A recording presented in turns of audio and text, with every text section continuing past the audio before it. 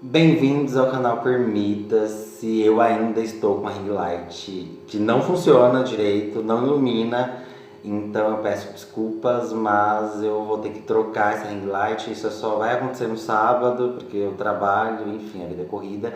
A história de hoje é 5 casos que eu separei de encontros que eu fui e que eu fiquei abismado. Talvez você não, mas eu no momento fiquei abismado, então eu vou chamar a vinheta e vamos para a história.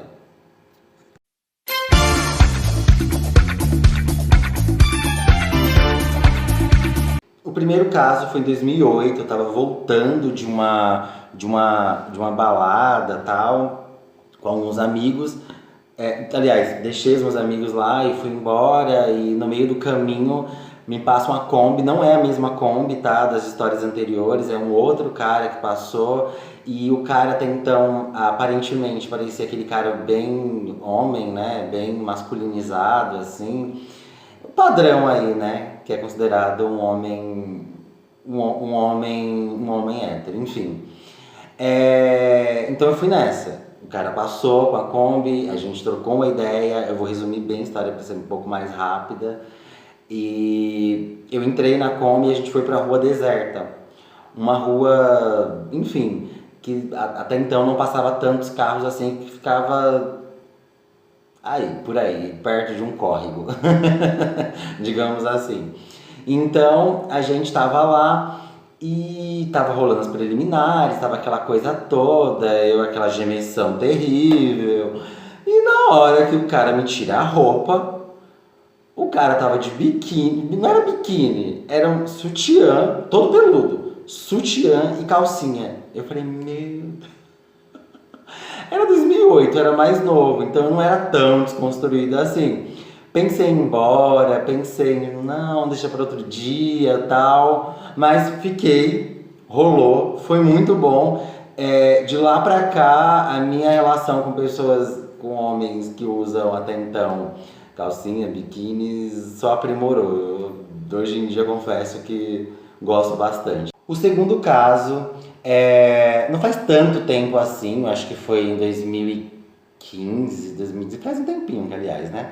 Eu conheço um cara tal, e a gente foi para um motel, e aí a gente rachou o motel, né?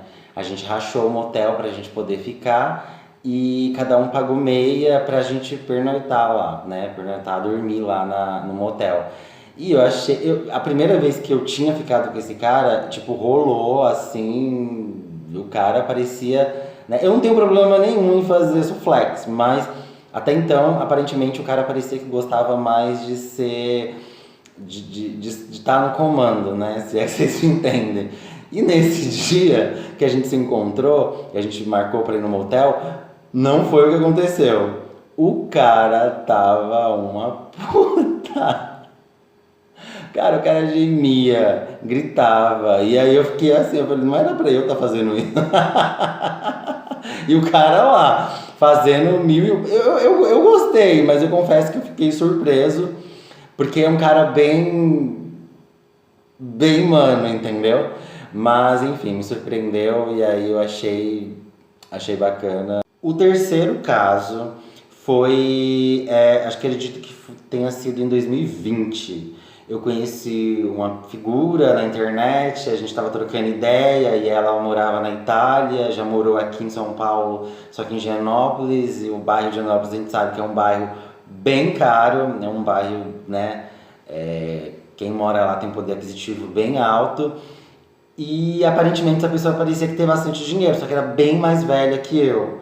Então a gente começou a trocar uma ideia tal, e papo vai, papo vem. Teve sim sexo remoto lá tal, né? Sexo online. E tava tudo fluindo muito bem. O cara começou a me pedir várias coisas para eu fazer, coisas bem nojentas, como por exemplo, fazer o número um e ele ver. Tudo bem, até aí, beleza. O número 2 já não, entendeu? Mas ele queria que eu fizesse de um tipo, sei lá, no chão, alguma coisa assim. E, e aí as coisas foram tomando um rumo assim, bem diferente. Ele mandava vídeos pra mim das pessoas que ele pegava na rua e o que ele fazia. E aí eu fui ficando meio assim, assim, assado. Como eu não cedia, enfim, os vídeos que ele queria, né? Obviamente ele queria me ver meu rosto, essas coisas pra guardar essas imagens aí pra ficar usando, assim, né? Mas isso não aconteceu, só foi era daqui pra baixo, tá, gente? Mas aí ele me bloqueou e desapareceu, mas enfim, tem um doido pra tudo, né? O quarto caso esse é mais recente, então não foi esse ano, mas acredito que tenha sido o ano anterior. Foi no ano de 2021. Eu tava na rua fazendo aqueles corres que vocês já sabem. E aí eu encontro um cara que passou de. Um menino, na verdade, sei lá, tinha uns 20 e poucos anos. Passou de bicicleta, passou por mim, aí depois voltou novamente. A gente trocou uma ideia rápida ali e decidimos ir pra mata. Eu sou um curupira, né? Então a gente foi pra mata e tal. E aí quando chegou lá, ele começou. A gente ficou tal, a gente tava trocando nas preliminares, a gente tava trocando a ideia, e ele contou que ele saiu aquele à noite ali pra fazer uns assaltos, entendeu? Aí eu já fiquei meio assim, eu falei, meu Deus do céu, tô lascado.